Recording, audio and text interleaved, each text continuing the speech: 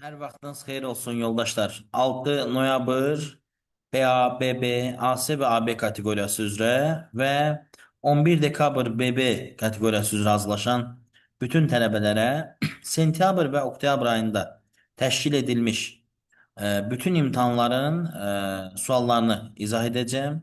Bildiyiniz kimi Dövlət İmtahan Mərkəzi müəllimləri imtahanlarda başqa sualları, tələbələr isə başqa sualları verdiyi üçün müəllimlərə bütün bu suallar əlçatan olmur və ona görə də biz də çalışırıq ki, sizin üçün bu sualları izah edək ki, siz qəbul suallarından kənar qalmayasınız. Bu videoya keçməmişdən öncə bir şey də nəzərinizə çatdırmaq istəyirəm. Bilirsiniz ki, Windows 10 əməliyyat sistemi artıq Windows 11 ilə əvəz olunub və mən sizin üçün 31 səhifəlik bir gözəl PDF yazmışam.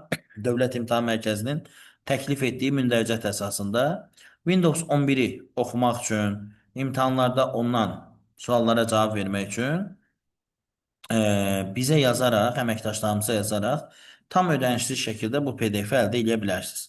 Biz isə keçək sualların izahına. 56-cı sualın izahına başlamamışdan öncə nəzərinizə çatdırım ki, növbəti videolarda sentyabr və oktyabr ayında təşkil edilmiş imtahanların bütün məntiq və informatika suallarını və kursumuzun sınaqlarını, izahlarını görəcəksiniz və bir neçə dənə də yeni sual tipləri izah edəcəm ki, sizlər üçün tam aydın olsun və imtahana maksimum hazırlaşasınız. Bu BA kateqoriyası üzrə təşkil edilmiş 25 sentyabr imtahanının suallarıdır. Arxivləşdirmə proqramlarından istifadənin məqsədi nədir? Verilənlərin verilənlərin tamlığına nəzarət, verilənlərin redaksiyası, axtarışı, silinməsi, təbii ki, verilənlərin sıxılması və məlumatların yaddaşda daha az yer tutması, yaddaş qurğularındakı həcmin çoxaldılması, boş yerin çoxaldılması. Arxivatorlar. Növbəti sualımız 57-ci sual. Deyir ki, iş vərəqinin bütün xanalarının seçilməsi əməliyyatı düzgün verilməmişdir. Gəlin, düzgün verilməyəni seçək. Baxın, deyir A1 xanasının sol yuxarı küncündəki boş sahənin üzərində mouse'un sol düyməsinə bir dəfə sıxmalı. Bu doğrudur. Gəlin bunu əyani şəkildə də göstərək, sizin üçün daha effektiv olsun. Həm öyrənmiş olun, həm də sualların izahları ilə tanış olun. Baxın, Excel proqramına daxil oluruq. Excel proqramında A sütununun solunda və ya A1 xanasının sol yuxarı küncündə və ya bir nömrəli sətrin üstündə gördüyünüz bu üçbucaq düyməsinin üstünə klikləyəndə bütün mətni seçmiş olursunuz. Bütün işçi vərəqi daha doğrusu. Eyni qayda ilə iş vərəqinin ilk sütununun adı üzərində mouse'un sol düyməsini klikləyib Shift-i sıxaraq ən son sütunu da klikləsə yenə də bütün işçi vərəqi seçmiş oluruq. Bilirsiniz ki, Shift düyməsi birinci və sonuncu seçilmiş detallar və onlar arasındakı hər şeyi seçən düymədir. Deməli, beləliklə bu da doğrudur. Sonra var D variantı. D'də nə deyir? Deyir klaviaturadan Ctrl-A-nı seçməklə. Bəli, bu da doğru variantdır. Ctrl-A bütün xanaları seçir və A1 xanasından XF'de 1.048.576 xanasına qədər bütün diapazon seçilərək bu da doğrudur. A1 xanası ilk xanadır, bu xana isə son xanadır. Yəni qısacası tam işçi vərəqə əhatə edən diapazondur.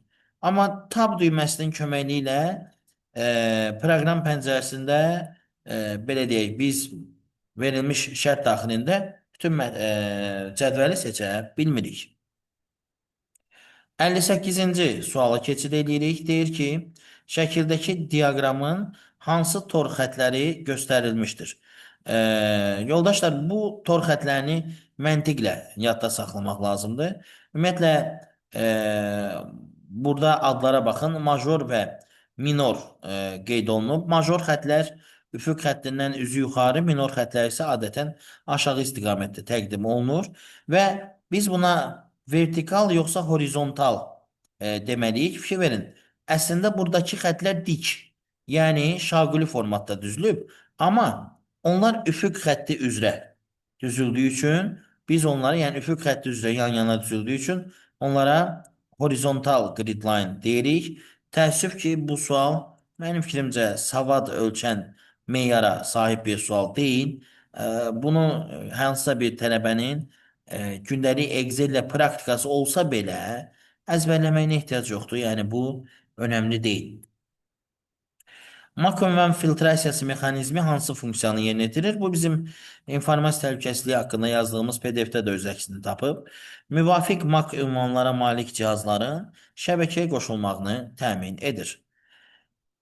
Eyni protokola malik iki və daha çox lokal şəbəkəni birləşdirən aparat proqram təminatlı qurğu necə adlanır? Əgər yoldaşlar müxtəlif topologiyalı müxtəlif protokollu elementlərin birləşməsi nəzərdə tutulursa, bu marşrutlaşdırıcıdır. Amma müxtəlif belə deyək, topologiyalı lakin eyni protokollu şəbəkələr birləşdirilirsə, bu zaman körpü qurğusundan söhbət gedir. Aşağıdakılardan hansı şəbəkə protokoldur? Ümumiyyətlə, burada variantlar arasında cəmi bir dənə protokol var. Digərləri protokol deyil. NNTP protokolu telekonferans protokoludur. 62-ci sualı sizə göstərmək istəyirəm. Bəzən tələbələrimiz ASCII və Unicode mövzusu, yəni informatikanın ilkin anlayışları mövzusuna istinad eləyəndə, onun testlərini işləyəndə bir balaca tənbəllik eləyir və mən Dövlət İmtahan Mərkəzinin bu bölmə ilə bağlı suallarının aşağı-yuxarı hansı tipdə olacağını onlara bildirsəm də, biraz tənbəllik eləyirlər və adətən testləri çox vaxt kasad, az yazırlar. Sayını az yazırlar.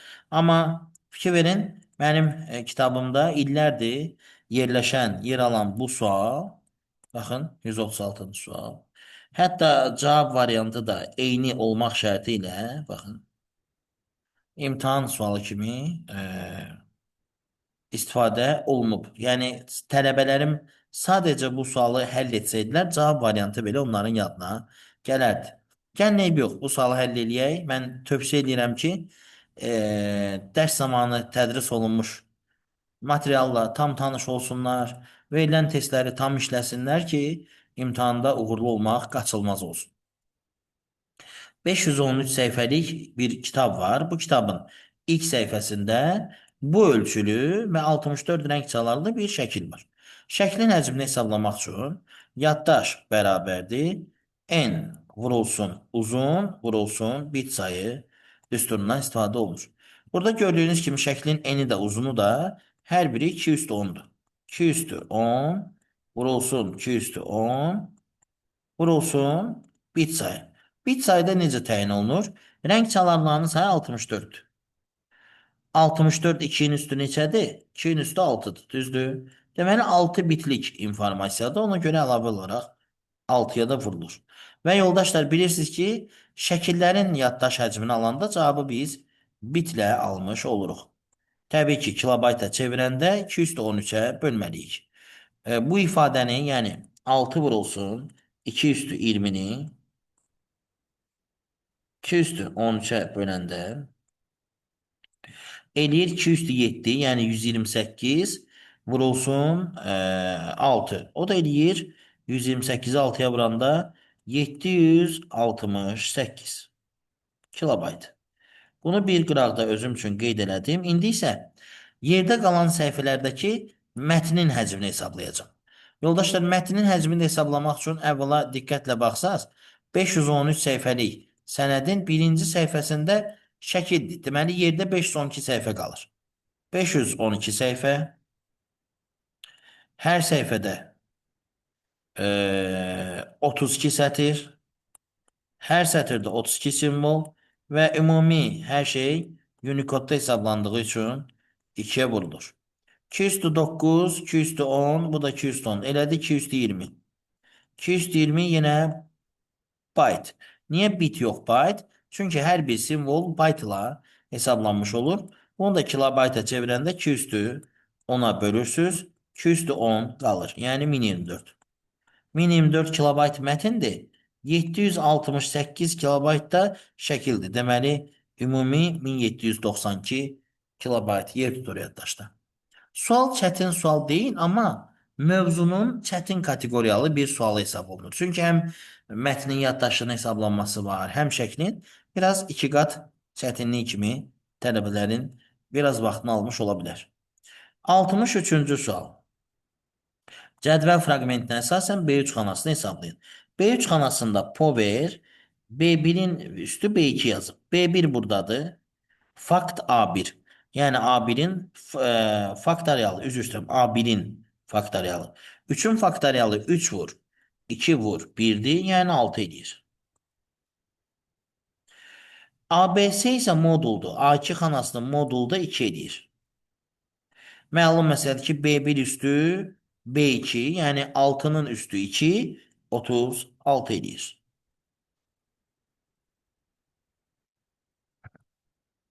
Növbəti sual şəkildədir, print əmri verilib. Orada two page per sheet nəyi ifadə edir? Two page per sheet bir A4'də 2 dənə səhifənin çap olması nəzərdə tutulur. 1, 2. Təbii ki, bu zaman A4'ü eninə vermək daha məqsədə uyğundur ki, 2 dənə verək, ona yan-bayan düşsün. Görək hansı cavabda bu öz əksini tapıb. Sənədin vərəqin hər səhifəsində, hər iki səhifəsində çaplayacaq. Bu yanlışdır. Sənədin ikinci səhifəsindən başlayaraq bu da deyil.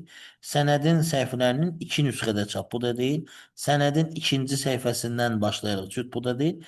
Hər vərəqdə sənədin iki səhifəsinin yanaşı çap olunacaq. Bəli. Hər vərəqdə sənədin iki səhifəsinin yanaşı çap olunacağı doğru cavabdır. Növbəti sualımız. Kiberhücum növlərinə aid deyil. Mənimsəmə. Yoldaşlar, mən bununla bağlı ayrıca bir video təlimat hazırlayacağım. Dövlət İmtahan Mərkəzinin bu mövzu ilə əlaqədar standart bir materialının olmaması və bu mövzunun pərakəndə şəkildə müxtəlif linklərdən tələbələr tərəfindən öyrənilməsi və yaxud hansısa bir müəllimin yazdığı 10-15 səhifə ilə kifayətlənməsi kifayət qədər absurddur. Bu məsələyə ictimai şəkildə də toxunaraq geniş bir video izah paylaşacağım. Maraqlı olsa baxarsınız. Şəkildə verilmiş lent qrupu hansı taba məxsusdur? Equation simvol əmrləri simvol qrupunda yerləşir. Simvolların əlavə olunması üçündür. Insert tabında yerləşir. Növbəti sualımız 67-ci sual.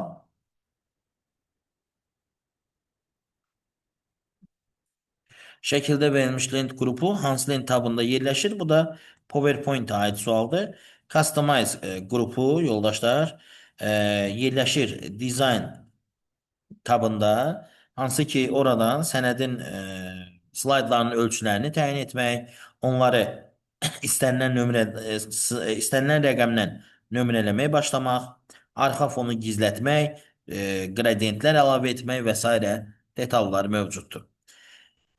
Klasterin ölçüsü 6 kilobaytdır və biz hər biri 760 bayt olan 10 fayllı klasterlərə yazanda bizə neçə klaster lazımdır? Yoldaşlar, 760 bayt bildiyiniz kimi yerləşir 6 kilobaytın içinə. Yəni hər klaster bilirsiniz ki, bir fayldan artıq götürə bilmir. Deməli, bizə 10 dənə belə bir fayl verilibsə, deməli bizə elə 10 dənə də klaster lazımdır. Bu da xüsusi bir mövzudur. Fayl və əməliyyat sistemlərinin təsnifatı yalnız B və AC kateqoriyası üzrə imtahanlarda düşən bir mövzudur. Aşağıdakı mülahizələrdən doğru olanları seçin. Review tabının müvafiq əmri ilə orfoqrafik və qrammatik səhvlər tapılır. Düzdür. Spelling and grammar əmri ilə orfoqrafik qrammatik səhvlər tapılır. Mətn insert tabından sütunlara bölünür. Xeyr. Layout tabından sütunlara bölünür. Footnote əmri insertdədir. Xeyr, referensizdədir. View tabında müxtəlif rejimlərdə sənədləri əks etdirmək olar. Bəli, müxtəlif ekran rejimlərində, məsələn, arrange, all və s. Yəni, bütün açıq pəncərələri eyni anda görmək və digər əmrlər nəzərdə tutulub. 70-ci sual isə verilənlər bazası modellərinə aiddir. Verilənlər bazasının iyerarxik, obyekt yönlü, şəbəkə və relyasiya modelləri mövcuddur. Burada obyekt yönlünü verməyiblər. Ona görə cavab 2, 4, 5 olmalıdır. Bu qədər yoldaşlar. Növbəti videolarımda siz sentyabr ayının B kateqoriyası üzrə və AC kateqoriyası üzrə imtahana düşmüş məntiq sualların izahını və həmçinin informatikadan da BB kateqoriyası üzrə imtahan suallarını yenə 25 sentyabrın və məntiq suallarını görə biləcəksiniz. Daha sonra isə oktyabr ayında düşmüş BB kateqoriyası üzrə imtahan suallarını paylaşacağım. Həmçinin bir neçə spesifik təzə sual tiplərinə aid videolarım olacaq və kursumuzda da təşkil etdiyimiz sınağın məntiq və informatikasının suallarını izləyə bilərsiniz. Salamat qalın, imtahanda hamınıza uğurlar arzulayıram. Zehniniz açıq olsun. Sağ olun.